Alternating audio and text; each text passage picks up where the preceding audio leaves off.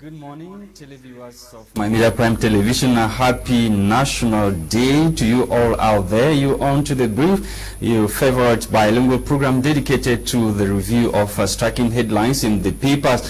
Today's program is a special production, and we are focusing on the 1972 referendum that was conducted, putting an end to the two federated states. I'm talking about the British Southern Cameroons and La République du Cameroun, which came as one country in 1972 after a referendum that was conducted in these two federated states. And that will be our focus on today's program. We are asking, what does the day mean to you, and how can we consolidate national unity in Cameroon? And we are glad this morning to have with us the National Communications Secretary of the PAP political party, in the person of Njine Elvis Baneh, who traveled all the way from the nation's political capital, Yaoundé, to be with us this morning. Bonjour Audrey, Zatsa. Bonjour Lasha Kingsley. Bonjour Happy National Day. Merci beaucoup.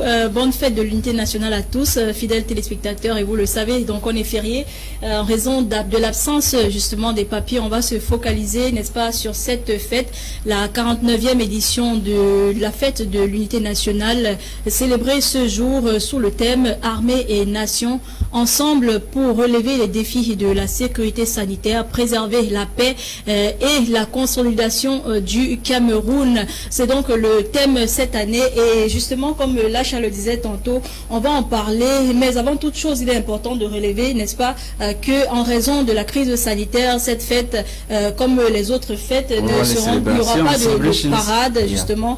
Donc, on va en parler tout à l'heure avec Mr. Baneh Elvis, qui est sur le plateau avec nous. Bonjour, monsieur. Good morning, Zach, and good morning, Lasha. Good morning, Elvis. Thank you so much for coming in. Television. It's a pleasure for me to be here with you guys today. Okay. The question many people are asking, let me ask you, what does this day mean to you? As a young man who were growing up, you know the fanfare and celebrations that usually accompany this day.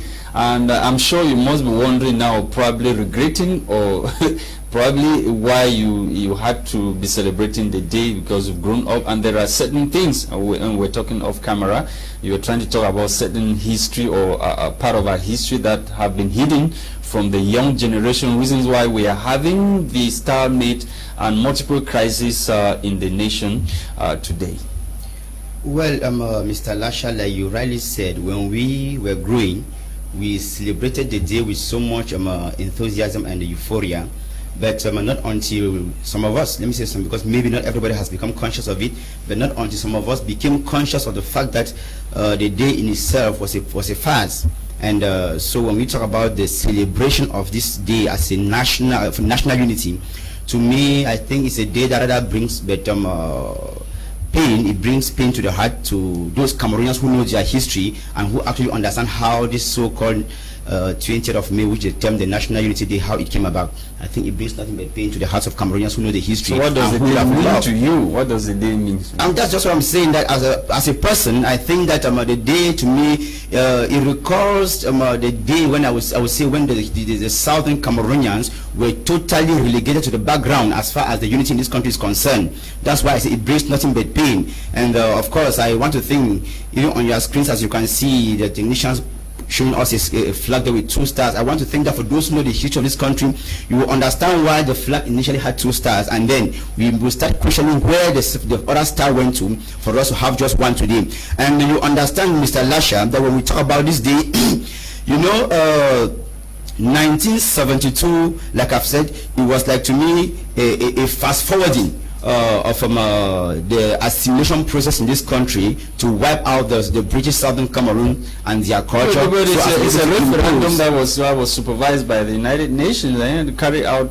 The people decided. It's not as if somebody forced it on them. Who were the people who decided? When you talk about the referendum, the first thing we should understand as Cameroonians is that only the British Southern Cameroonians were given the right to choose as to whether they were going to join their brothers of French Cameroon or stay independent. So if we talk about the referendum, normally it was supposed to be the same British Southern Cameroonians deciding whether or not what happened in 1970 should happen. And remember that we talk about the referendum of 1972. There is Article 47 of the Federal Constitution, which clearly stated that nothing was supposed to be done or tampered with to be done with the constitution that tampered with the state of the country as it was at that time. That is the federal state of Cameroon. But when you were consulted, the people were consulted. No, Mr. Lasha, we should say things here clearly the way they're supposed to be. The people were never consulted, because if there was to be a referendum of whatsoever type that had to do with the form of the state as it was before 1972 as the federal state, the different federal houses of assembly were supposed to be consulted and get at least a favorable majority from them before any such thing had to take place. But we all know that it was President Ayijo who sat alone in Yaoundé as head of state and did what he did and manipulated, and of course they involved the national trial. Why is it that it's always that Anglophones were manipulated? From Fumban conference you talk of manipulation. Now the referendum you see crime manipulation.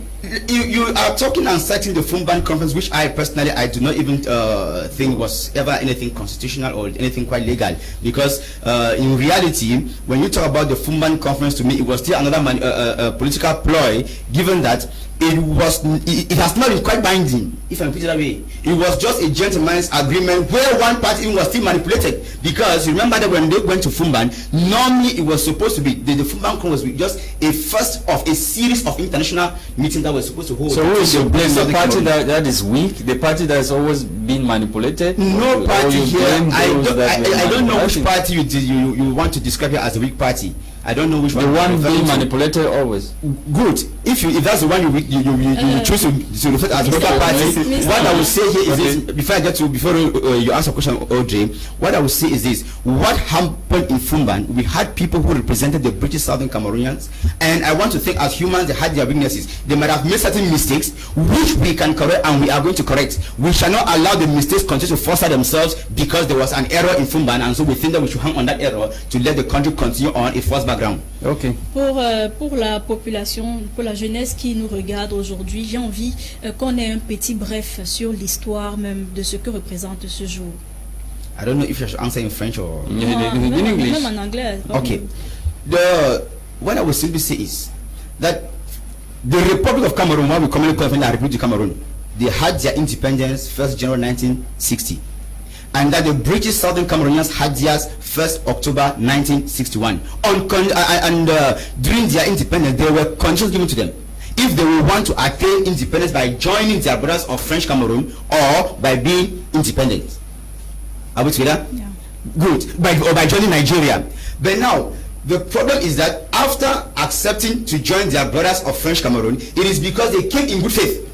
They had in mind that they were going back to brothers of theirs with whom they had once been together before maybe the colonial masters came and did whatever manipulations. But the unfortunate thing is that after the unification, after the unification of the two countries, that is the British Southern Cameroons and the French Cameroon in October 1961, Mr. Ayijo and his government immediately started manipulating the federation by appointing inspectors from French Cameroon that oversaw the activities of the governors of the British Southern Cameroon. That is where even the issue started. I want to let you understand, or let Cameroonians understand, that even the issue of the federation had already started with problems right from the very first day itself.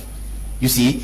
Now, if you want to go a few days back into the meeting in Fumban, I'm saying that even the Fumban conference was not anything quite constitutional, given that under normal circumstances, the UN was supposed to be present, the AU or the OAU at the time were supposed to be present. We needed the British and the French to be there at least to officiate what was happening there, or at least stand there as witnesses.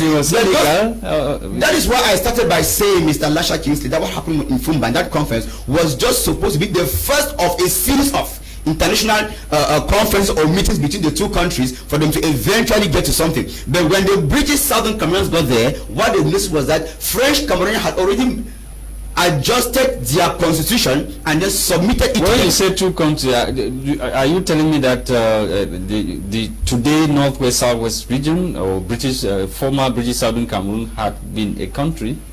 They are a country recognized at the UN. The UN recognizes the British Southern Cameroon as an independent country. and it was voted at the level of the UN. So I'm not the one saying it. Cameroonians are not just by joining their brothers of by joining. Those were the options. If you vote to join somebody, how can you talk of independence when you voted to join somebody? Will you accept to become independent by joining Nigeria or by joining Cameroon? They accepted their independence by joining their brothers of French Cameroon. To become one, and we are one. So what are you talking about? And they became one, therefore, as two equal partners, Mr. Lasha Kingsley, as two equal partners in that federation. Are we together? So we are saying that the Fumban Conference, the federation in 1961, it came in to kill, let me call it that way, the British Southern Cameroon as an independent state on its own, kill La République du Cameroon as a state on its own, and then bring forth a new country that was referred to as the Federal Republic of Cameroon, and that's why we had the 2 stars on the flag at that time. But we are saying that today when we talk about celebrating national unity, some of us find it difficult to accept that there is some sort of national unity in this country, or should I say we are living a semblance of national unity, given that from the moment the 2 countries came together, I say under Ayijo they started manipulating the whole federation, appointing inspectors to oversee the activities of the federal state of the British Southern Cameroon, and that is where Cameroonians started, or the British Southern Cameroonians started complaining about the system or the way in which the federation was run. Elvis, do we really have a problem of living together in this country? That's a good question. What's the problem? What's That's the a good problem question of Cameroon? I think you live here in Yaoundé, in Douala, I'm in Yaoundé, and I want to think that the common man, be it English-speaking Cameroonian or French-speaking Cameroonian, cannot actually say we have a problem of living together. The problem we have in this country comes from the administration. The problem comes from those who have the reins of power in this country, who think, who have an agenda handed to them by France to look for a means or to do everything possible to see how they can wipe away the British Southern Cameroonians and their culture and their everything, to totally assimilate them and transform them into French-speaking Cameroonians. That is where the problem comes in. But unfortunately for them, they have failed. They have failed, and I want to think that they will never succeed in that agenda that they have. So, Mr. Elvis, les dés ont été jetés en 72. Aujourd'hui, nous sommes un. Mais alors, aujourd'hui, c'est la raison pour laquelle on célèbre cette fête. Comment donc consolider l'unité nationale au pays? I still say, Audrey, when you say today we are celebrating, go and find out. You are journalists, interview Cameroonians one after the other and find out the total number of persons who can actually genuinely tell you that they are comfortable to say today that we are celebrating. I listened to the term and to the theme, and they talked about the military and the people and the population as one. Go to Northwest, Southwest, and see what's happening there. So how do we consolidate the population? How do we consolidate? Mais est-ce que l'armée n'est pas là pour protéger les populations? On ne protège pas la population en brûlant les maisons. Attention, l'armée est supposée être là pour protéger la vie de ces Camerounais, mais pas brûler les maisons, pas tuer les gens, pas kidnapper les gens dans les régions et les ramener sur Yaoundé sans même les charges contre eux. Et il y en a qui meurent dans les prisons, dans les zones francophones, alors qu'il y a des prisons, là on les a arrêtés, où on pouvait bien les juger. Faisons attention à ce qu'on dit au Camerounais. So how do we consolidate? How do we consolidate national unity? Does not come from the common Cameroonian. At the level of the common man, they don't even have a problem. We can talk about if we talk about consolidation here, it begins with the authorities we have in place. Let them go back to history and implement the history the way it is supposed to be. I have the tendency of always saying, Mr. Lasha Kingsley, that history is not a piece of chalk writing on a chalkboard where we just a stroke of the duster you can wipe it off. You cannot just write the history that way. People have the history documented and we cannot change it. Let the government accept and go back to the history the way it was and do things the way they are supposed to do them. I'm sure you talk about consolidation, right? Yes. Now, let this regime also understand that there is what we have all been calling for, genuine dialogue. They should forget about their so-called major national whatsoever they organize and call for a genuine dialogue, be it within this country or out of the country, where Cameroonians of all walks of life can freely attend and express their political views and will not be threatened by any person. I'm sure you will not want to see Cameroon shattered or separated. So according to you, how should we consolidate this national unity? How should this problem be solved? I am one of those who have been fighting and keep fighting for a federal system of governance in this country. And I don't think that in federation there is separation. But I'm saying... What kind of federation are you talking about? The manner of federation for now doesn't matter. We are fighting for federation, and federation is not separation. When the time shall come, because people always ask how many states are one. When that time shall come, the people will decide the manner of federation they do want. the number of states or whatever thing. But what we are saying, we cannot even go into the details of the federation now when the regime in place does not even give us room to express ourselves. Let the regime give people room to express their political views without any threats, without people being kidnapped and locked in jails, and some die in prisons simply because they aired their political views. That's what we are saying. We cannot consolidate unity in this country if the regime in Yaoundé continues to believe that a military option is the only solution. Well, I'm sure it's not only the Northwest. Moments ago, you saw the Babaju-Bamenda stretch of route that has completely been abandoned by the government of the country. And this is not the only problem that we have in Cameroon. I had the opportunity to tour the country 3 times during the last presidential election, and I saw other parts of the country, the East region and the far north. People are also suffering in those regions of the country. Mr. Lasha, the difficulty we have even at one point in time is that, like you say, people are suffering in other parts of the country. But the irony is that they suffer, but they lack the guts to tell the government that we are suffering. That's the irony about it. Cameroonians should stand up as a people and tell the government that we are not comfortable in our own country. By picking up arms? Is it by picking up arms? I have never said people should pick up arms. And when you talk about picking up arms, I don't know those who picked up arms against the state. Because it is happening in the far north region. It is happening in the northwest and southwest region. In the far north region, we are faced to an external enemy, which is Boko Haram. They are not Cameroonians. If you go to the east, we are talking about people coming from the Central African Republic. They are not Cameroonians. Those are external enemies. And we stand behind the military to fight against those people. But when you talk about the northwest and the southwest region, we are talking about Cameroonians who picked up arms after the governor had declared war on them. They were defending themselves. They picked up arms as a matter of self-defense. Remember that those people you are talking of, when they started their revendications, they were marching into the street with peace plans. You are from the northwest, you know what it symbolizes. Now, when someone goes into the street with a peace plan and you decide to shoot, what do you expect the person to do? He should keep his hands and keep and die in silence for you to understand that he is a patriot. I don't think so. So what I'm saying again is this: you said something. You told the country twice during presidential elections. Now, Mr. Biya won, and he has been there for more than 4 decades now at the helm of the government in this country. Yes. Has he ever told the country? Does he actually know what he's been touring the country? Though he campaigned once in the far north. Now, if he has been telling ministers, do they give him the exact feedback as to what predicaments his people are going through? But he's a president. He has his secret service and other people that brings information. We are living on earth. Yes. You cannot be head of state for 30 decades, for 3 decades, and you tour the country through secret agents. What prevents him from displacing himself physically He's to move from region to region? He's been moving now. He went to Baneh how many years ago, and he promised the ring road. Where is the ring road today? We are saying therefore that they keep talking about consolidation, please. If he wants to consolidate the unity in this country, he should fulfill his promises. Cameroon is a land of promises, and Mr. Biya lives by promises. He should promise things and do them. You mentioned the Babaju road. Remember that in 2016, Minister Njine showed us caterpillars on that road.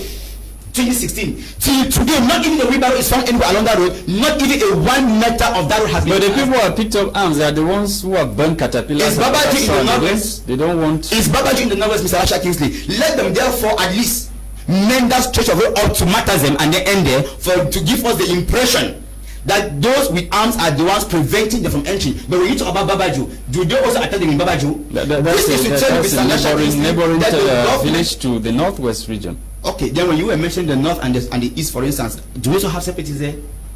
Let's come back to Douala. All the gutters that are littered here, that have been blocked by litter here, is it because there are arms in Douala? No, we have the niqabs in Douala. So please, Mr. Elvis, yes. J'aimerais qu'on revienne un peu sur le dialogue national. Vous en avez parlé tout à l'heure. Et au sorti justement de ce dialogue national, l'une des résolutions était le statut spécial accordé justement aux régions du sud-ouest et du nord-ouest. Et on a dernièrement un des chefs qui disait qui disait dans son bureau qu'il ne fait rien.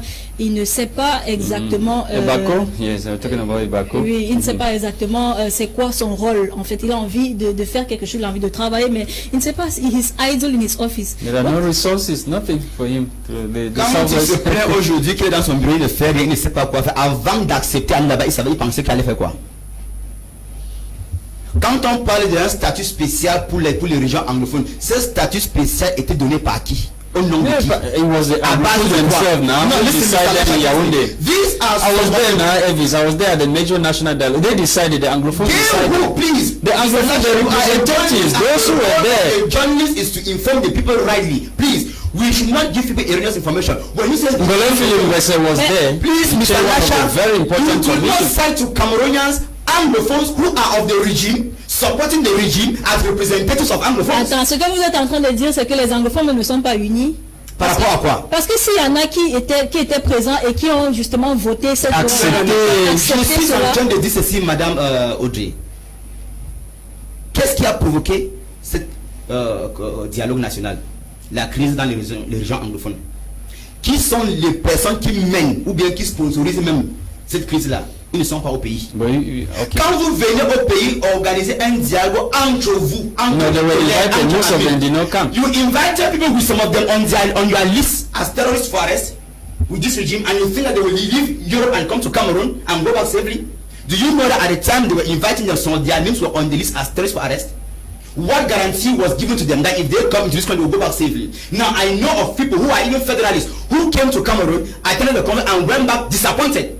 I know also who even got arrested here before being released. Yeah, because people you don't accept that people should give their political views that go contrary to what you stand for.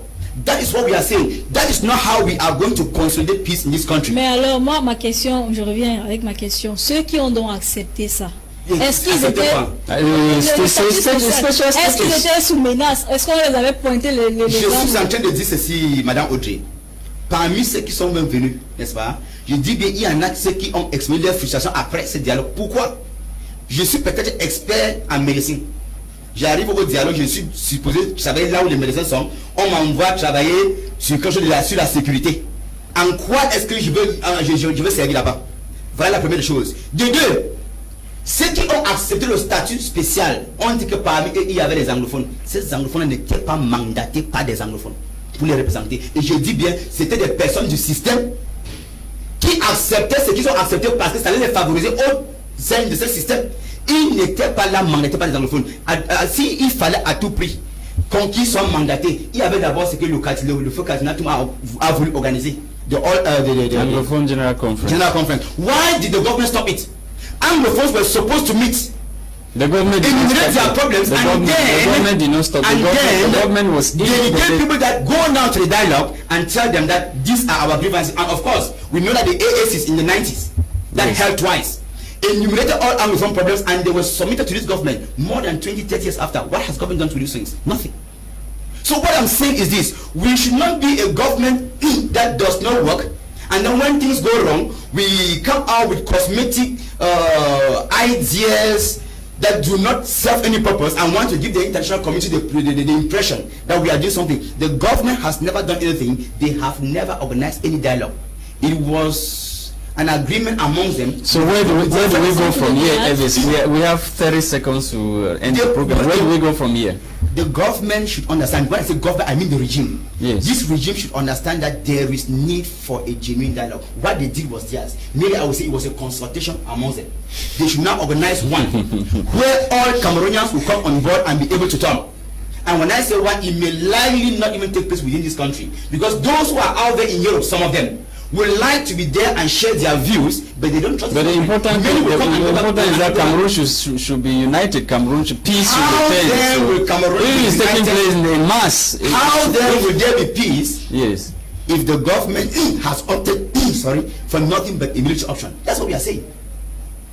Those that the government at times parades to us as international partners, even those international partners have been calling for dialogue, even after the so-called national dialogue, to tell them that the first one that they organized was a farce and did not yield fruit. So there is a need for dialogue. That is the first thing to do. We must understand that even after 1,000 years of killings, we shall still settle around a table to discuss. So there is no need to let many more souls perish, destroy property and material, when we know that we shall see end up discussing around the table. So let this government give room for dialogue to take place. They have the yam and they have the knife. Because I am a journalist too by profession, Mr. Lasha, and I can tell you that when you talk even with some of the separatists out of the country, yes, they already tell you that they are open for dialogue. But their problem is the conditions of the dialogue. They cannot first come to this country. And I don't want to think that there is anything, there is a condition that says if there is any drilling that it must take place within Cameroon, because first, even those of us who live within this territory, we no longer have confidence in the government. One more of persons who have been tagged by the same regime as terrorists for arrest. And we are still the very one voting for the government. Eh? I don't know those who vote for the government, and I doubt if they vote for the how can somebody win an election with over 72%? If someone can win with 71% or even 80%, yet he's afraid of those who he describes as the petit parti politique. They will begin to wonder where he got the information from. Okay, Elvis, thank you so much for coming. It's been a pleasure.